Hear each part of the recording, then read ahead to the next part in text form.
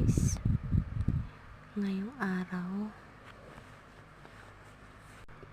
ipapakita ko sa inyo kung gaano ka hype yung mga batang ito.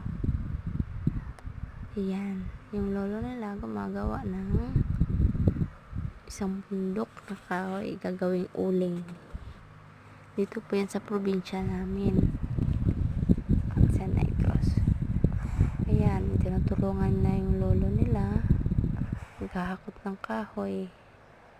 Ayan ang si Bunso, pakagaling, sipag, nakakatawa yung batang to, hindi mapakali.